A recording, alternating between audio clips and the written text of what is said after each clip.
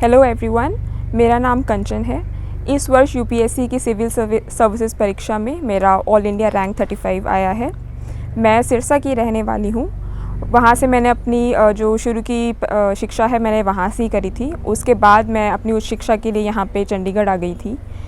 उसके +2 के बाद मैंने अपनी जो ग्रेजुएशन है वो लॉ में करी है नेशनल यूनिवर्सिटी से। मैं 2018 की ही ग्रेजुएट हूँ, पास आउट हूँ, और 2018 में ही मैंने अपना फर्स्ट अटैम्प्ट दिया था यूपीएससी सिविल परीक्षा में। तो उसमें मेरा फाइनल लिस्ट में तो नाम नहीं आया था। मेरे मार्क्स 980 थे और कट ऑफ 982 थी, लेकिन रिज़र्व लिस्ट में मेरा नाम बाद में इंडियन रेलवेज़ पर्सनल सर्विस में आ गया था। तो इस वक्त करंटली मैं इंडियन रेलवेज़ पर्सनल सर्विस में ऑलरेडी एम्प्लॉयड हूँ। लेकिन क्योंकि मेरी इच्छा थी कि मैं आईएएस में अपना चयन होना चाहती थी, इसलिए मैंने 2019 में एक बार फिर से परीक्षा लिखी और इस वर्ष मुझे 35वां स्थान प्राप्त हुआ है। तो आज मैं डीकेटी के माध्यम से अपनी जो मेंस की स्ट्रैटेजी है वो डिस्कस करूँगी। तो शुरू करते हैं। प्रीलिम्स और मेंस की स्ट्रैटेजी मैं इकट्ठे इस वीडियो में बताऊँगी। तो सबसे पहले जो मेरा कहना है कि आप प्रीलिम्स और मेंस को अलग अलग मत देखिए। ऑल्दो जो यूपीएससी की परीक्षा है उसके 3 स्टेज होते हैं, प्रीलिम्स, मेंस और इंटरव्यू। लेकिन अच्छा ये होगा कि अगर आप प्रीलिम्स और मेंस को एक इंटीग्रेटेड वे में पढ़िए, ना कि प्रीलिम्स की तैयारी अलग से और मेंस की तैयारी अलग से। तो इसका मतलब ये है कि जब आप सिलेबस देख रहे हैं तो अगर आप मेंस का सिलेबस देखेंगे जिसमें 4 पेपर होते हैं, GS paper 1, GS paper 2, 3 and 4। तो 4 एथिक्स आप एक बार अलग रख सकते हैं उसको। जीएस पेपर 1, 2 और 3 का सिलेबस अगर आप ध्यान से पढ़ेंगे तो मोर और लेस आपका प्रीलिम्स का सिलेबस भी उसमें कवर हो जाएगा। तो जो मैंने इसकी परीक्षा की तैयारी इस तरीके से शुरू करी थी कि सबसे पहले मैंने मेंस का जो पेपर 1, 2 और 3 है उसके सिलेबस को एक बार ध्यान से पढ़िए, समझिए कि यूपीएससी क्या क्या आपसे टॉपिक्स हैं, इश्यूज़ हैं जिसके ऊपर आपसे क्वेश्चन पूछे जा सकते हैं। उसको सबसे पहले बहुत ज़रूरी है कि आप सिलेबस को ध्यान से पढ़िए और उसको थोड़ा याद करने की कोशिश कीजिए। वो इसलिए है क्योंकि जब आप न्यूज़पेपर पढ़ रहे हैं जो कि करंट अफेयर्स के लिए बहुत इंपॉर्टेंट है, तो वो आपको अपने सिलेबस से रिलेटेड ही पढ़ना है। अगर आपको अपने सिलेबस के टॉपिक्स याद होंगे तो आप ये समझ सकते हैं पढ़ते हुए, न्यूज़पेपर पढ़ते हुए, कि आपको कौन से न्यूज़ आपके लिए रेलिवेंट है और कौन सी न्यूज़ रेलिवेंट नहीं है।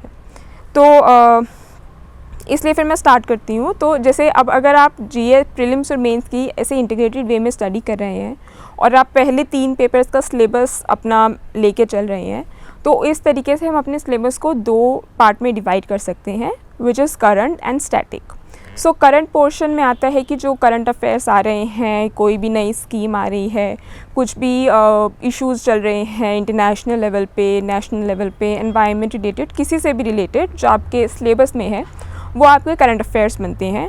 और स्टैटिक पोर्शन है जैसे आपका हिस्ट्री, ज्योग्राफी, पॉलिटी वगैरह।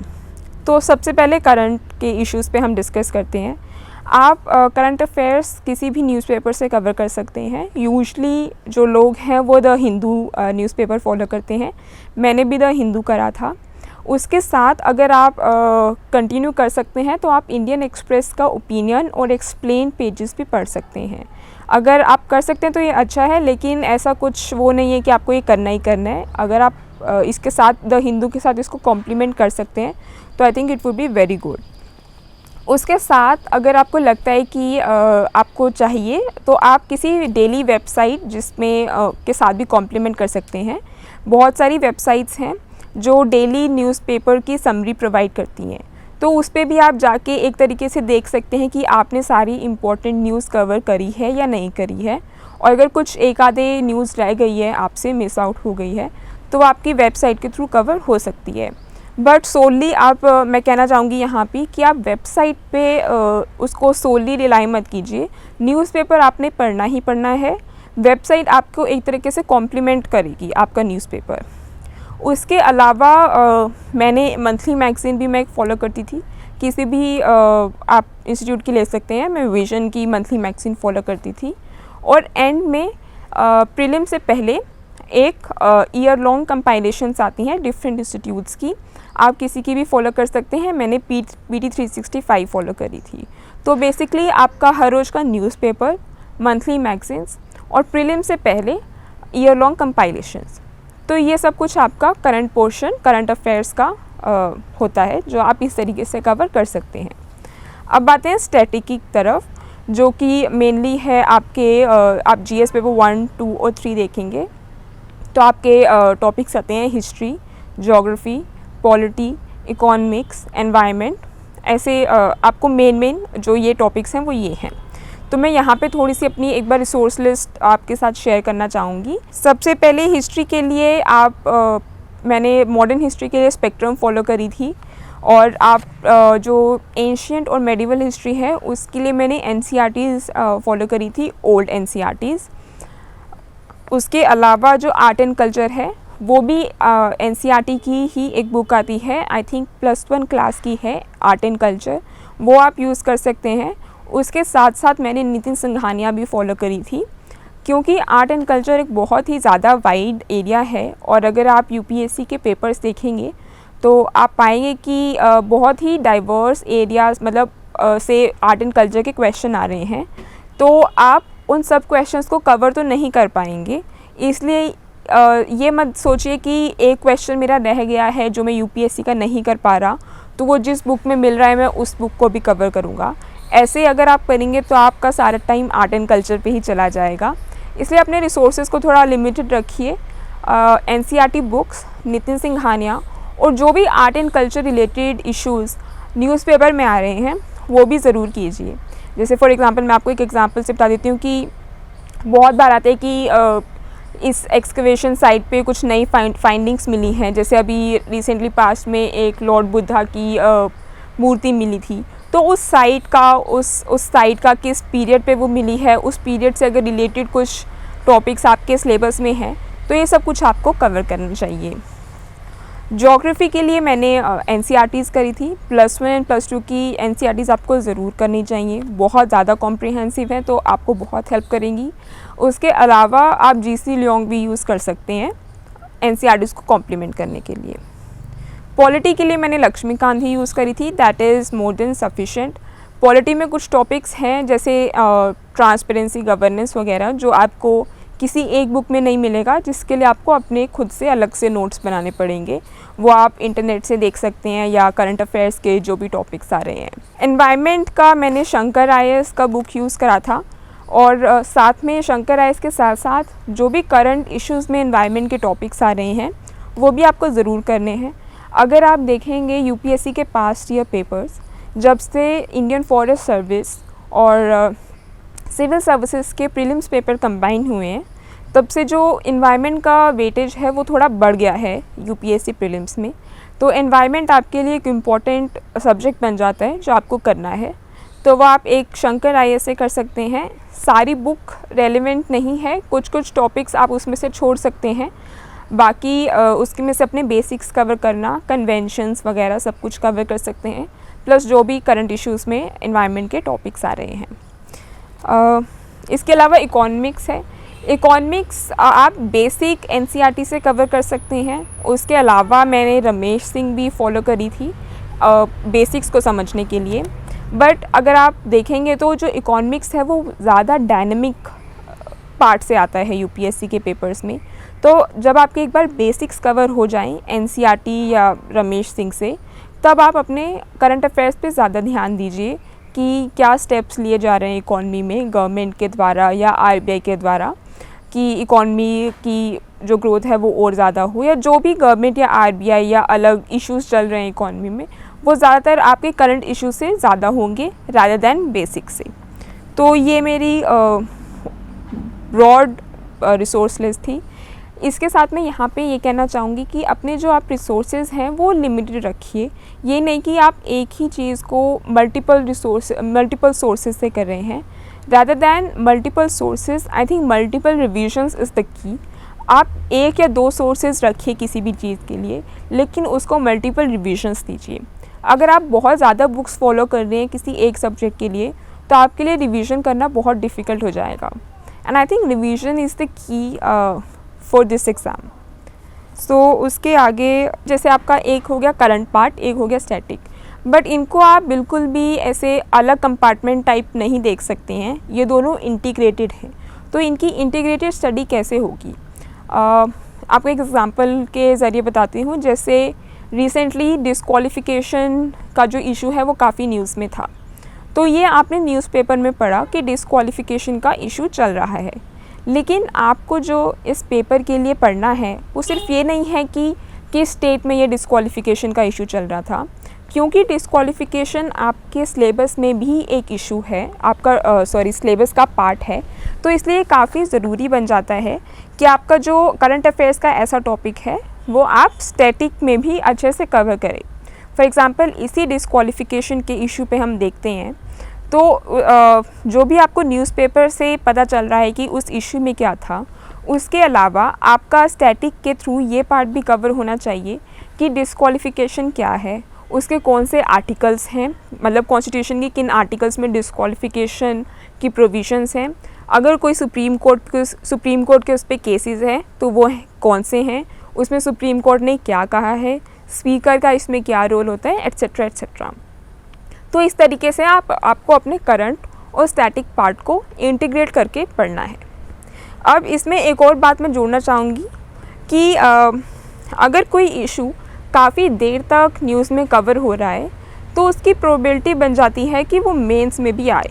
अगर एक दो दिन के लिए कुछ इशू कवर हो रहा है तो वो थोड़ा सिंपल है, लेकिन अगर कोई इशू लॉन्ग टाइम के लिए चल रहा है तो वो आपके लिए वो और भी ज़्यादा इम्पोर्टेंट हो जाता है कवर करने के लिए, क्योंकि हो सकता है जो भी वो न्यूज़ आ रही है उससे जो इश्यूज़ क्रिएट हुए हैं हमारे लिए एज अ पॉलिटी और as an for our economy etcetera, तो उससे जो हमारे लिए चैलेंजेस वगैरह क्रिएट हो रहे हैं या जिस तरीके से हमने उसको रिजॉल्व करा है, तो हो सकता है उससे रिलेटेड आपको मेंस में कोई क्वेश्चन आए कि क्या हमें वो उस तरीके से करना चाहिए था, और was there a better way to resolve that crisis. वो किसी भी क्षेत्र से हो सकता है, maybe environment, economy, anything. तो इस तरीके से आप जब करंट और अपनी स्टैटिक के पार्ट को इंटीग्रेट करके पढ़ेंगे तब आप अपने इंटरलिंकेजेस बना सकते हैं मेंस में भी, GS 1, 2 और 3 में, जो बहुत ज़्यादा हेल्पफुल रहेगा। नेक्स्ट पार्ट है नोट्स का। तो ये भी एक बहुत इशू है जो मुझसे काफ़ी जनों ने पूछा था कि नोट्स कैसे बनाने हैं। तो इस पे मैं कहना चाहूँगी कि ये आप पे खुद पे डिपेंड करता है whether you are comfortable with making notes और विदाउट मेकिंग नोट्स। तो कुछ लोग प्रॉपरली नोट्स बनाते हैं हर चीज़ का जो पढ़ रहे हैं। अगर आपको नोट्स बना के पढ़ना पसंद है तो आप प्लीज़ ज़रूर नोट्स बनाइए, लेकिन इस बात को ध्यान रखिए कि आपके नोट्स बहुत ज़्यादा लेंथी मत हों। अगर आप बिल्कुल बुक्स में से जो आप पढ़ रहे हैं उतने ही ज़्यादा लेंथी नोट्स बना रहे हैं तो उस नोट्स का कोई फ़ायदा नहीं होगा रिवीजन के वक्त। तो अपने नोट्स शॉर्ट रखिए, सिंपल रखिए, और इस तरीके से बनाइए कि उस छोटे से नोट्स को पढ़ के भी आपको अपना सारा बुक का कॉन्टेक्स्ट याद आ जाए। अगर आपको लगता है कि आप नोट्स नहीं बना सकते, आप बिना नोट्स के ज़्यादा अच्छे से कवर कर पाते हैं, तो उसमें भी कोई इशू नहीं है। मैं खुद ज़्यादा नोट्स नहीं बना पाती, मैं बुक से ही पढ़ना पसंद करती हूँ। तो अगर आप ऐसे इस कैटेगरी के हैं तो इसके लिए आप ये कर सकते हैं कि अपनी बुक में ही साइड में छोटे छोटे नोट्स बना सकते हैं, स्टिकी नोट्स यूज़ कर सकते हैं, या अंडरलाइन या हाईलाइट करते वक्त डिफरेंट कलर्स यूज़ कर सकते हैं, जिससे आपको पता चल जाए कि अगर आपके पास ज़्यादा टाइम है तो आप जो भी आप पर्टिकुलर कलर यूज़ कर रहे हैं तो वो आपको एरियाज़ कवर करने हैं। अगर आपके पास कम टाइम है तो जो सबसे मेन इम्पॉर्टेंट चीज़ें हैं, जो भी आप सब्जेक्ट पढ़ रहे हैं या टॉपिक पढ़ रहे हैं, उसमें से सिर्फ वही कवर करने हैं। तो जैसे मैं भी अलग अलग कलर्स यूज़ करके 2-3 यूज़ करके अंडरलाइन करती थी, जिससे मैं ये मार्क कर सकूं कि अगर मैं अपने टाइम के अकॉर्डिंगली चीज़ों को कवर कर सकूं। उसके बाद नेक्स्ट आते हैं previous year papers and mock questions. So मैं कहूँगी कि प्रीवियस ईयर पेपर्स इंपॉर्टेंट हैं। आप एटलीस्ट पिछले 3-4 साल, एटलीस्ट जब से UPSC का सिलेबस बदला है तब से लेके आज तक की प्रीवियस ईयर क्वेश्चन पेपर तो ज़रूर एक बार देखिए। थोड़ा सा उसको देख के समझने की कोशिश कीजिए कि किस एरिया से क्वेश्चंस आ रहे हैं, क्या क्या क्वेश्चंस पूछ रहा है UPSC।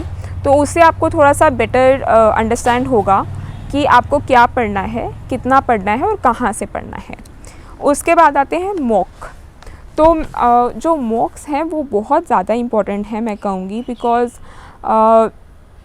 पढ़ना एक बात है लेकिन उसके बाद उसको टेस्ट करना आपके मॉक्स उसमें हेल्प करेंगे।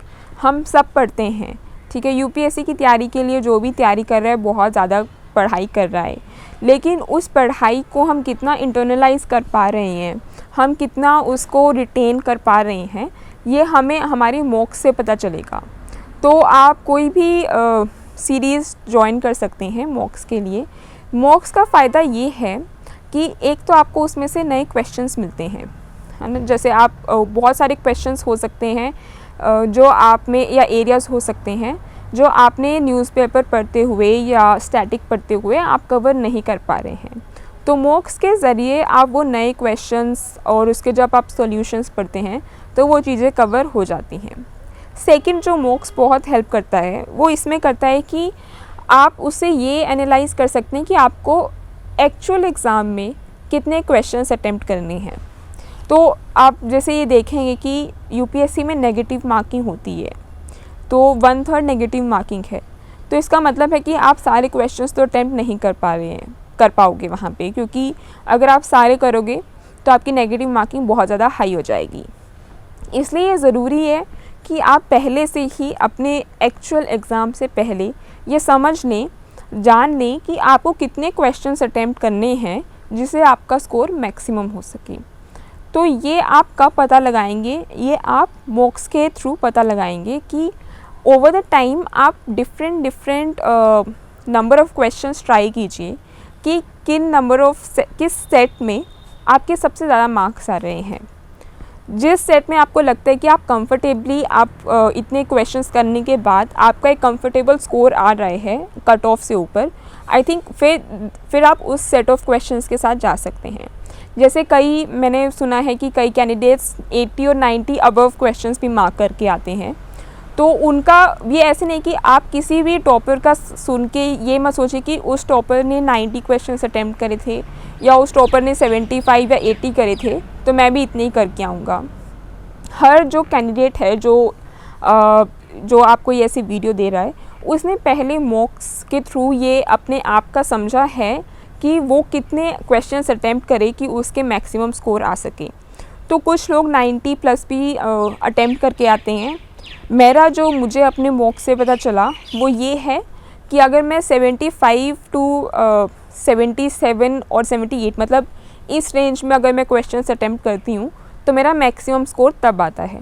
अगर मैं इसे ज़्यादा करने की कोशिश करती हूँ तो मेरी नेगेटिव मार्किंग ज़्यादा हो जाती थी। मैंने अपने प्रीलिम्स में ये पाया, इसलिए मुझे लगा कि ये थोड़ा सेफ़र साइड नहीं है 80 अबव क्वेश्चन करना। अगर मैं कम कर रही हूँ, थोड़ा रिस्क था उसमें, कम कर रही हूँ, लेकिन मुझे पता था कि इसमें मेरे मार्क्स आने की प्रोबेबिलिटी ज़्यादा है। तो आप इस तरीके से आप घबराइए मत जब आप मॉक्स कर रहे हैं कि मेरे मार्क्स कम आ रहे हैं या ऐसे डीमोरलाइज मत होइए। मॉक्स आपकी प्रैक्टिस के लिए है, ये समझने के लिए है कि आप कहाँ गलतियाँ कर रहे हैं और उसको सुधारने के लिए, ताकि आप एक्चुअल एग्ज़ाम में वो मिस्टेक्स नहीं करें। तो इस तरीके से जो ये दो चीज़ें हैं ये आपको मॉक्स से ज़रूर करनी चाहिए।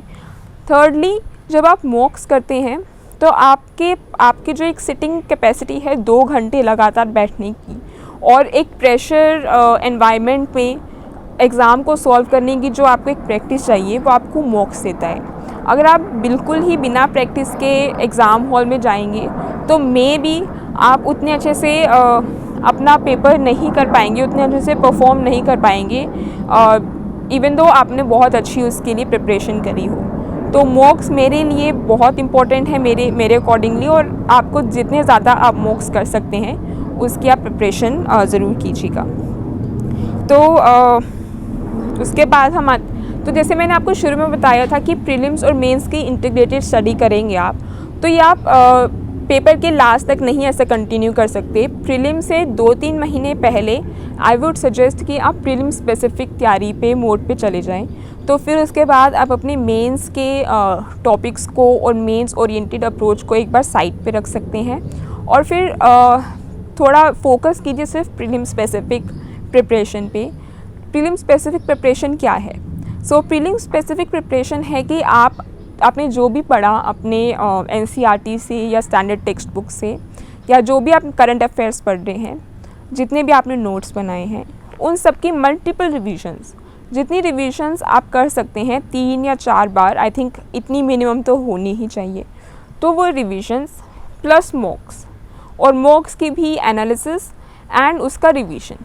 तो this is for me the prelim specific preparation. जब आप कम्प्लीटली प्रीलिम्स पे फोकस कर रहे हैं, फैक्ट्स को लर्न करना है, वो याद कर रहे हैं, कौन सी स्कीम किस मिनिस्ट्री की है, कुछ कन्वेंशन है वो कहाँ पे कब आई, कोई मीटिंग कहाँ पे हुई, ये सब कुछ रिवीजन एंड मॉक्स कंटिन्यूसली, ये आपकी प्रीलिम स्पेसिफिक प्रिपरेशन है जो आपको एटलीस्ट 2-3 महीने पहले प्रीलिम्स से स्टार्ट कर देनी चाहिए। उसके अलावा प्रीलिम्स का जो एक पार्ट है वो है CSAT एक क्वालिफाइंग पेपर है, बट मैं कहूँगी कि उसको आप हल्के में मत लीजिए क्योंकि इवन दो ये क्वालिफाइंग पेपर है, बट ऐसे ही आप पढ़ेंगे कि ऐसे कुछ कैंडिडेट्स के साथ हुआ है कि उन्होंने पेपर 1 क्लियर कर लिया बट पेपर 2 क्वालिफाई नहीं कर पाए।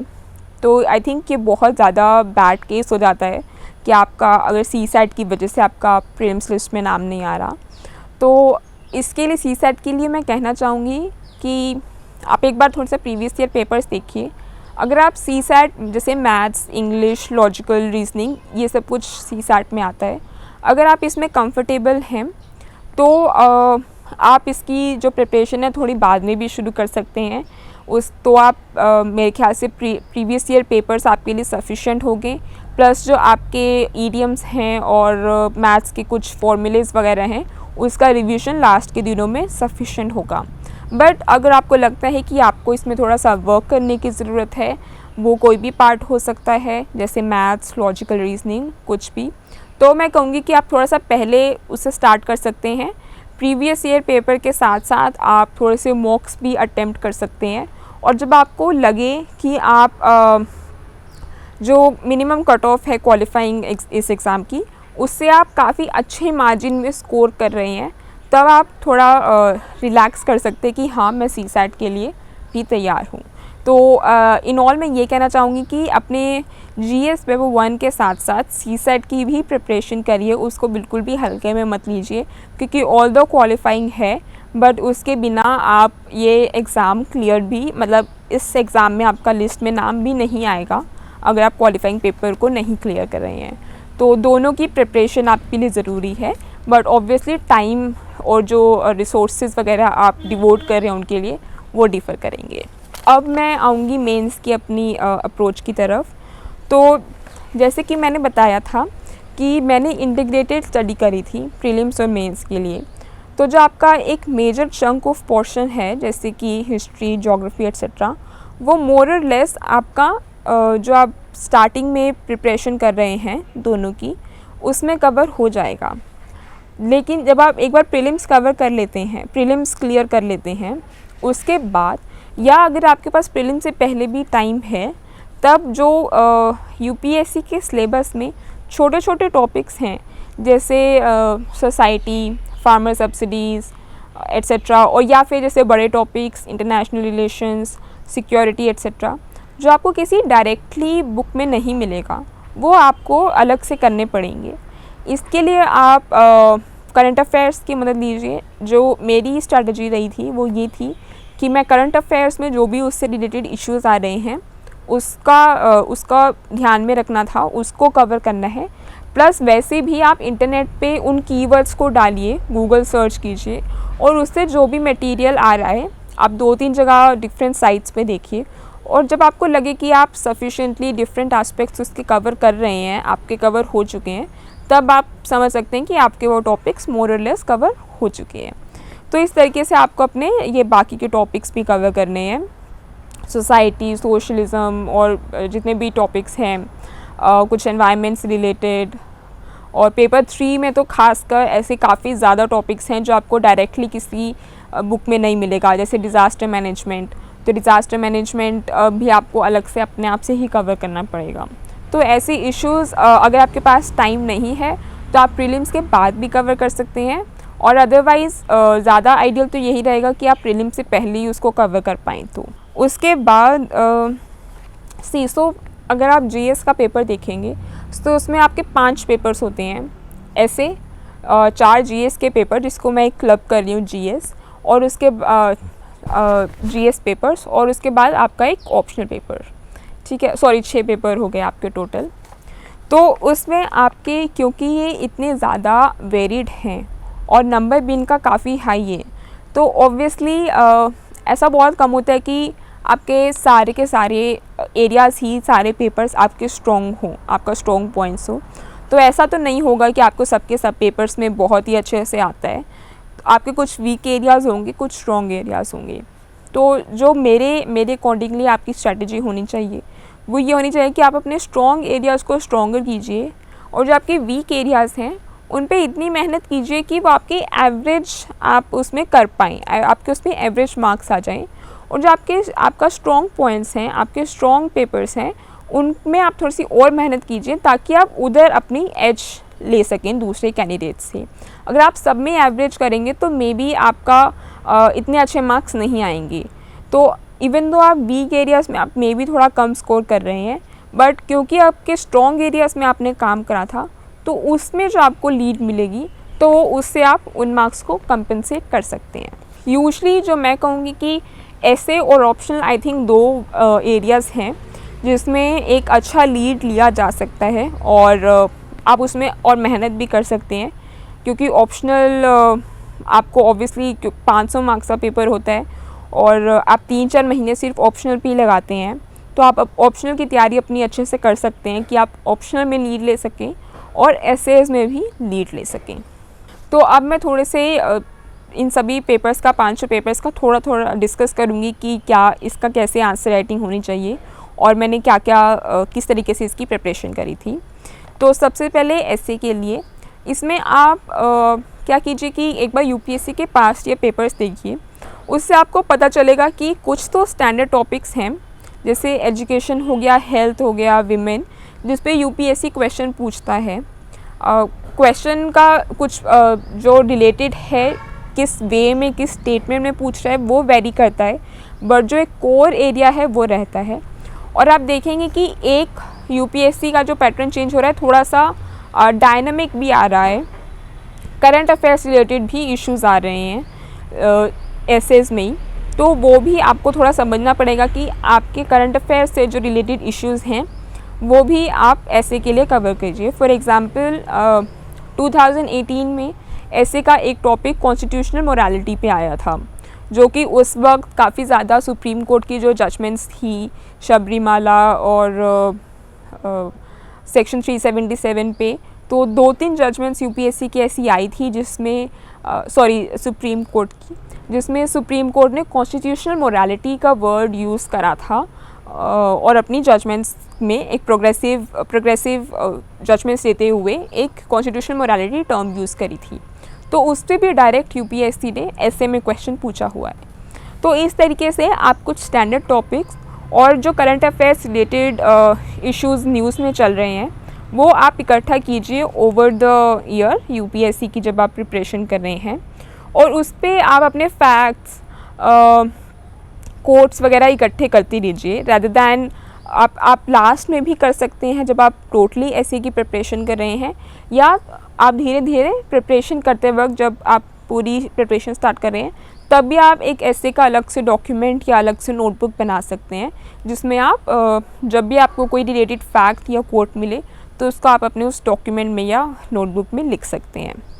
उसके बाद मैं सजेस्ट करूँगी कि आप कुछ प्रीवियस ईयर जो टॉपर्स हैं उनकी कॉपीज़ देखिए, तो उससे आपको पता चलेगा कि ऐसे कैसे लिखना है।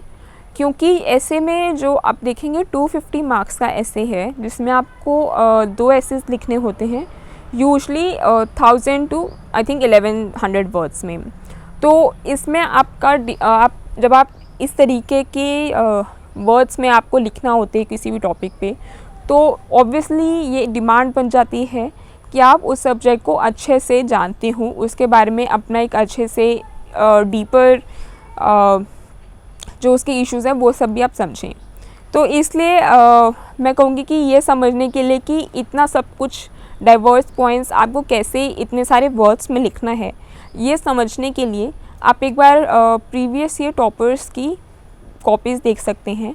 तो अगर आप उनको देखेंगे तो आप एक पैटर्न देखेंगे कि एसेस में क्या चाहिए होता है कि आप एक अच्छी सी इंट्रोडक्शन दीजिए जो आपके टॉपिक को मे बी एक्सप्लेन कर रहा है, या मतलब एक्सप्लेन कर रहा है। आप उसमें कोई एनोक्डोट भी दे सकते हो, कुछ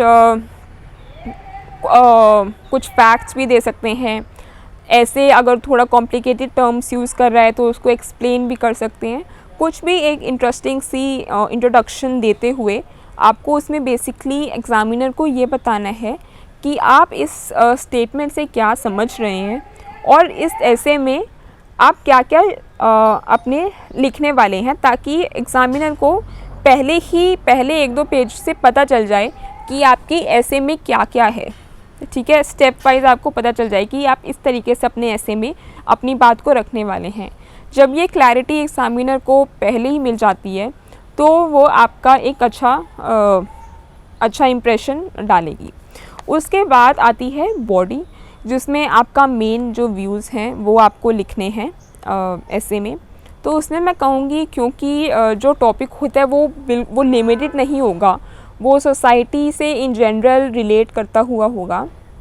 तो जितनी ज़्यादा डायमेंशंस आप कवर कर सकते हैं अपने ऐसे में तो उसको कवर कीजिए, B it political, social, economic, legal, humanitarian, international relation.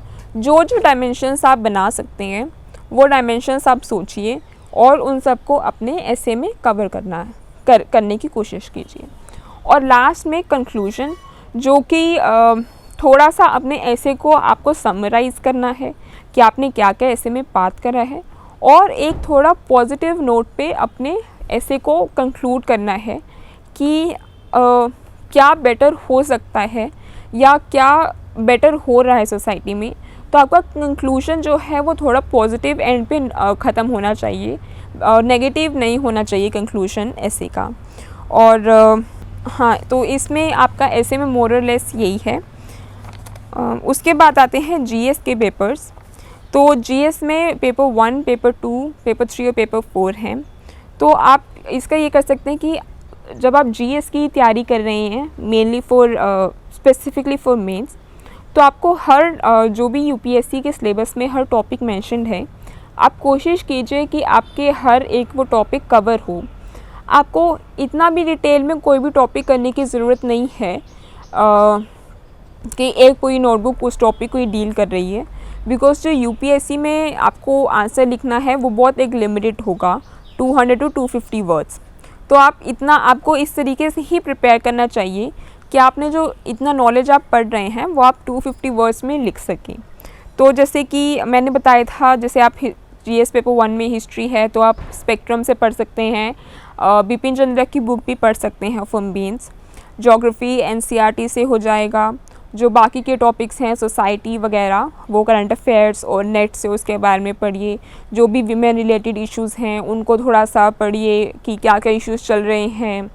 Women movements 1950s में कैसी थी, प्रेजेंट सेट में कैसी है, इंटरनेशनल लेवल पे क्या चल रहा है, नेशनल लेवल पे क्या चल रहा है। तो इस तरीके से आपको अपने टॉपिक्स कवर करने हैं।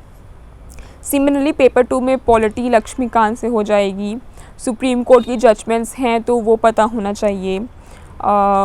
उसके बाद इंटरनेशनल रिलेशंस, जो भी मेजर इश्यूज़ चल रहे हैं इंडिया के दूसरी कंट्रीज़ के साथ, कुछ फैक्ट्स करी हैं, कुछ पॉजिटिव डेवलपमेंट्स, कुछ भी या कुछ इश्यूज़ चल रहे हैं, वो सब कुछ कवर होना चाहिए। गवर्नेंस, ट्रांसपेरेंसी, अगेन आपको इंटरनेट के थ्रू और करंट अफेयर्स के थ्रू प्रिपेयर करना पड़ेगा। जीएस पेपर 3 इकोनॉमी बेसिक आप एनसीईआरटी से कवर कर सकते हैं, प्लस इसमें सबसे ज़्यादा जो इश्यूज़ हैं करंट अफेयर्स के वो आएंगे। इसके साथ साथ इकोनॉमिक सर्वे बहुत ज़्यादा इम्पोर्टेंट हो जाता है प्रीलिम्स के लिए भी एज वेल एज मेंस के लिए। अगर इकोनॉमिक सर्वे कुछ नई टर्म्स यूज़ कर रहा है या कुछ नए इश्यूज़ को डिस्कस कर रहा है तो वो और भी ज़्यादा इम्पोर्टेंट हो जाते हैं। फॉर एग्ज़ाम्पल जैसे लास्ट ईयर जो इकोनॉमिक सर्वे था उसमें कुछ नई टर्म्स यूज़ करी गई थी कि नजिंग दी पीपल्स बिहेवियर। तो जो इकोनॉमिक सर्वे का पूरा चैप्टर था कि हाउ टू नज दी पीपल्स बिहेवियर, तो वो पता होना चाहिए कि नज टर्म क्या है, इसका मीनिंग क्या है, कहाँ से आई है, एंड उसका कैसे हम अपनी इकॉनमी में यूज़ कर सकते हैं। या और एक चैप्टर था जिसमें इकोनॉमिक सर्वे ने डिस्कस करा था कि जो हमारा स्मॉल एंड मीडियम सेक्टर है उसमें क्या प्रॉब्लम्स हैं जिसकी वजह से वो बिगर स्केल लार्जर स्केल नहीं कर पा रहे हैं, जो इकॉनमी जो कहते हैं ना कि एक लार्ज स्केल नहीं बन पा रही हैं हमारे जो छोटे उद्योग हैं, तो क्या इश्यूज़ है कि वो नहीं ऐसा बन पा रहे हैं। तो उसका इश्यूज़ ने काफ़ी डिटेल में डिस्कस करा था। तो ऐसे ये वाले इश्यूज़ भी आपके लिए काफ़ी ज़्यादा इम्पोर्टेंट हो जाते हैं अपने मेंस पेपर्स के लिए खासकर। उसके बाद आते हैं GS4 जो कि एथिक्स का पेपर है। इसके लिए आप एक बार UPSC का सिलेबस देखिए, उसमें जो जो टर्म्स यूज़ करी हुई हैं उसका मतलब देखिए, और अगर आप उन टर्म से रिलेटेड कुछ करंट इश्यूज़ में कुछ केस स्टडीज़ हैं, कुछ एग्जांपल्स आपने न्यूज़ में कवर करे हैं, तो वो अगर आप अपने आंसर्स में इंक्लूड कर सकते हैं तो वो बहुत ज़्यादा अच्छा होगा। अदरवाइज़ वैसे भी आप अपनी पर्सनल लाइफ से या मतलब जो एग्जांपल्स मतलब over the time, over the course of history, B it India's history और इंटरनेशनल लेवल पे भी कुछ अगर एग्जांपल्स हैं आपके पास जो उस टर्म को डिफ़ाइन करता है या उस टर्म को अच्छे से एग्जाम्प्लीफाई करता है, तो उन एग्जांपल्स को भी आप इकट्ठा करते रहिए। और लास्ट में आता है केस स्टडीज़। तो केस स्टडीज़ के भी आपको प्रैक्टिस से आप उसको कैसे एड्रेस करना है, कैसे सॉल्व करना है, आप उसको प्रैक्टिस करके अच्छे से जान पाएंगे। अगेन इसमें फिर से हम अपने पोर्शन को कंप्लीट करने के बाद इस इशू पे आते हैं कि अब फिर से आपने जब इतना सारा पढ़ा है तो उसकी प्रैक्टिस करनी बहुत ज़रूरी हो जाती है। तो फिर से इसमें मॉक्स बहुत ज़्यादा हेल्पफुल लेंगे।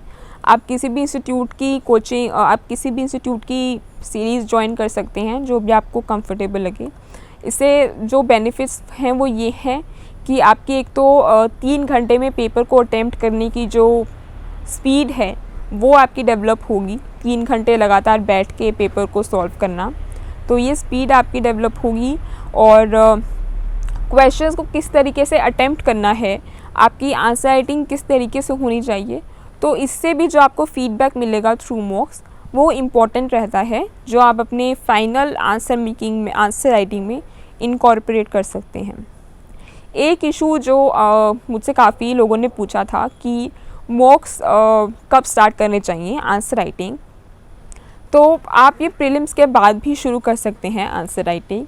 लेकिन अगर आपको लगता है कि आप आंसर राइटिंग पहले से शुरू करना चाहते हैं तो मैं कहूँगी कि जब मे बी नवंबर-दिसंबर में जब आपका कुछ मतलब आप अपना 60 to 70% पोर्शन कंप्लीट कर चुके हैं, जब आपको समझ आने लग गया है कि डिफरेंट टॉपिक्स क्या हैं, इंटरलिंकेजेस कैसे हैं, तब आप धीरे धीरे 1-2 क्वेश्चंस अटैम्प्ट करना स्टार्ट कर सकते हैं। बिल्कुल स्टार्टिंग में आप आंसर राइटिंग करना शुरू करेंगे तो वो आपके लिए इतनी फ्रूटफुल नहीं होगी, क्योंकि अभी आपने कुछ पढ़ा ही नहीं है, आप इंटरलिंकेजेस नहीं बना पाएंगे। तो जब आप एक कंसिडरेबल पोर्शन कवर कर चुके हैं तब आप आंसर राइटिंग स्टार्ट कर सकते हैं। लेकिन जो एक फुल ऑन आंसर राइटिंग चाहिए वो प्रीलिम्स के बाद तो ज़रूर होनी ही चाहिए।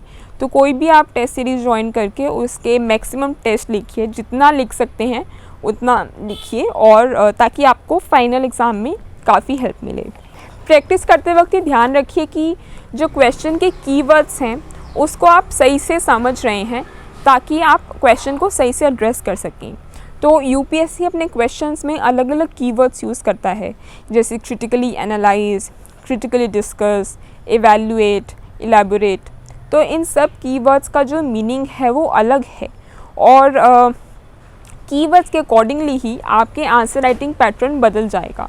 तो ये बहुत ज़रूरी है कि आप कीवर्ड्स को ज़रूर समझिए और उसके अकॉर्डिंगली ही आप अपने कंटेंट को प्रेजेंट करें। तो कीवर्ड्स को समझना, उसके साथ प्रैक्टिस करना, प्लस आप आंसर्स में कहीं जगह फ्लो चार्ट्स या डायग्राम्स भी यूज़ कर सकते हैं, ताकि थोड़ा ज़्यादा कुछ आंसर्स प्रेजेंटेबल लगें। आपका टाइम और स्पेस भी बचता है अगर आप फ्लो चार्ट्स या डायग्राम्स यूज़ कर रहे हैं। बट आई वुड सजेस्ट कि हर आंसर में डायग्राम या फ्लो चार्ट डालने की कोशिश मत कीजिए, क्योंकि वो भी बहुत मोनोटोनस हो जाता है। मतलब फिर एग्जामिनर को लगेगा कि ये सिर्फ फ्लो चार्ट डालने के लिए ही फ्लो चार्ट बना रहा है। अगर क्वेश्चन या आंसर डिमांड नहीं कर रहा फ्लो चार्ट की या डायग्राम की, तो प्लीज़ मत बनाइए। जिस क्वेश्चन में आपको लग रहा है कि हाँ सूटेबल है, अच्छा लगेगा, उसमें ही बनाइए। तो उसके बाद अब मैं थोड़ा सा डिस्कस करूँगी कि मैंने अपने फ़र्स्ट और सेकंड अटैम्प्ट में क्या चेंजेस करे, क्योंकि मेरे फ़र्स्ट अटैम्प्ट में मेरे इतने ज़्यादा अच्छे मार्क्स नहीं आए थे, डिसेंट मार्क्स थे, कट ऑफ से मेरे 2 मार्क्स कम थे। लेकिन सेकेंड अटैम्प्ट में मैंने कुछ चेंजेस करे, जिसकी वजह से मुझे लगता है कि मेरे मार्क्स इस बार अच्छे हैं। ऑल्दो मार्क्स अब तक रिलीज़ नहीं हुए, बट जो रैंक आई है उसमें मुझे लगता है कुछ चेंजेस ने मेरी हेल्प करी है। तो जो मेरा एक सबसे बड़ा वैसे तो मैंने अपने जो स्ट्रैटेजी आपके साथ ऊपर डिस्कस करी है वो ज़्यादातर वो सारे चेंजेस भी इंक्लूड करता है जो मैंने अपने सेकेंड अटैम्प्ट में भी करे थे। बट ओवरऑल जो 2 बड़े चेंज मैंने अपनी स्ट्रैटेजी में करे थे, एक था कि जो आपका सिलेबस है उसको मैक्सिमम ज़्यादा से ज़्यादा कवर करने की कोशिश कीजिए। जितना ज़्यादा आप कम छोड़ के जा सकते हैं अपना सिलेबस, उतना ज़्यादा बेटर रहेगा, क्योंकि एग्ज़ाम में फिर आप कोई भी क्वेश्चन या कोई भी टॉपिक आप सबसे पहली बार नहीं देख रहे होंगे, कुछ ना कुछ आपने उसके बारे में ज़रूर पढ़ा होगा। इवन दो एग्जैक्टली आपको क्वेश्चन नहीं भी पता, तो भी उससे रिलेटेड आपने कुछ ना कुछ पढ़ा होगा जिसकी मदद से आप उस आंसर में कुछ लिख सकते हैं। और सेकेंडली है कि मैंने इस बार आंसर राइटिंग पे थोड़ा और ध्यान दिया था। कुछ चेंजेस करे थे अपने आंसर राइटिंग में, स्पेशली एसेस में। तो मैंने देखा था कि मैंने ये रियलाइज़ करा कि मैं अपने दोनों एसेस बहुत ही सेम पैटर्न में लिख रही थी। जैसे मेरा फर्स्ट एसे था, उसी ही पैटर्न में मैं अपना सेकंड एसे लिख रही थी। इंट्रोडक्शन भी सेम पैटर्न्स में लिख रही थी। तो इस पे मैंने थोड़ा सा वर्क करा कि मैं दोनों की इंट्रोडक्शंस अलग अलग वे में करूं। अगर एक फॉर एग्ज़ाम्पल अगर एक ऐसे में अपनी इंट्रोडक्शन एक्सप्लेनेशन वे में यूज़ कर रही हूं, तो सेकंड में कुछ एनेक्डोट वगैरह शेयर कर रही हूं। तो इस तरीके से आप थोड़ा सा एक चेंज ला सकते हैं अपनी आंसर राइटिंग में। थोड़ा बॉडी में मैंने और पर्सपेक्टिव्स इंक्लूड करने की कोशिश करी, और आंसर इस तरीके उनके कंक्लूजन में भी मैंने थोड़ा नया क्रिएटिविटी लाने की कोशिश करी, अपने कंक्लूजन्स को थोड़ा डिफरेंट रखने की कोशिश करी। तो इस तरीके से जो ब्रॉडली मैंने 2 चेंजेस करे थे वो यही था कि सिलेबस को जितना कंप्लीट करने की कोशिश करी थी। ऑल्दो कुछ पार्ट्स फिर से इस बार रह गए थे, बट फर्स्ट टाइम से काफ़ी ज़्यादा हद तक मैंने सिलेबस कंप्लीट करा था। और सेकेंडली मैंने आंसर राइटिंग पे थोड़ा और ज़्यादा ध्यान दिया था। थोड़े से पैटर्न में चेंजेस लाए थे अपने इंट्रोडक्शन, बॉडी, कंक्लूजन में। तो आई थिंक वो मैं पहले से ही बताना चाहूँगी ताकि आप लोग ये मिस्टेक्स ना करें और आपको एक अटेम्प्ट और देने की ज़रूरत ना पड़े। इसके अलावा कुछ क्वेश्चंस जनरल हैं कि स्टडी रूटीन क्या रहता है। तो मेरा कोई फ़िक्स टाइम टेबल नहीं रहता था, कि ऐसा नहीं था कि मैं 9 to जितना भी है मैं इतने तक मुझे पढ़ना है। मैं अपने एक ब्रॉड टारगेट सेट करके चलती थी कि लेट्स से मुझे हिस्ट्री इस मंथ में कवर करना है, या मतलब इतने डेज़ में कवर करना है, पॉलिटी इतने डेज़ में कवर करना है। और उसके साथ साथ मैं छोटे छोटे टारगेट्स लेके चलती थी कि ये चैप्टर विद इन इतने डेज़ मैं उसको कवर कर लूँगी। तो उसके अकॉर्डिंगली इससे मुझे हेल्प क्या मिलती थी कि मैं अपना अगर दिन में कुछ और काम आ रहा है, क्योंकि जब मैं अपना फर्स्ट अटैम्प्ट लिख रही थी तो मैं कॉलेज भी अटेंड करती थी, तो कॉलेज का पढ़ाई और उसके भी शेड्यूल वगैरह को साथ में मैच करना ज़रूरी हो जाता था। तो जब मैं अपना थोड़ा सा ये ब्रॉड टाइम टेबल इसलिए सेट करती थी ताकि मैं हर चेंजेस को अकोमोडेट कर सकूं। तो आप जिसमें कंफर्टेबल हैं आप वो अपना टाइम टेबल यूज़ कर सकते हैं। अगर आप स्ट्रिक्टली टाइम टेबल बना के पढ़ने वाले इंसान हैं तो आप वो फॉलो कीजिए, अदरवाइज़ ब्रॉड गोल्स भी आप सेट कर सकते हैं।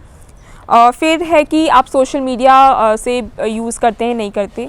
मैं वैसे ज़्यादा सोशल मीडिया तो यूज़ करती नहीं हूँ, लेकिन बिल्कुल कट ऑफ भी नहीं रह सकते, क्योंकि इंटरनेट और सोशल मीडिया, व्हाट्सएप वगैरह, टेलीग्राम पे भी आपको काफ़ी मटेरियल और ग्रुप्स बने हुए होते हैं जिससे हेल्प मिलती है।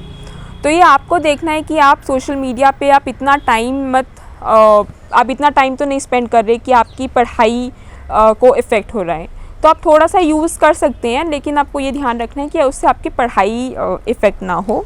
उसके बाद मैं बस हाँ यही है डूज़ एंड डोंट्स। डूज़ में मैं यही है जो सब कुछ मैंने बताया कि आपको इस तरीके से पढ़ना चाहिए, वो डूज़ हैं। डोंट्स ये हैं कि अपने रिसोर्सेज को ज़्यादा डाइवर्सिफाई मत कीजिए, मल्टीपल रिविजन्स कीजिए इंस्टेड ऑफ मल्टीपल सोर्सेज।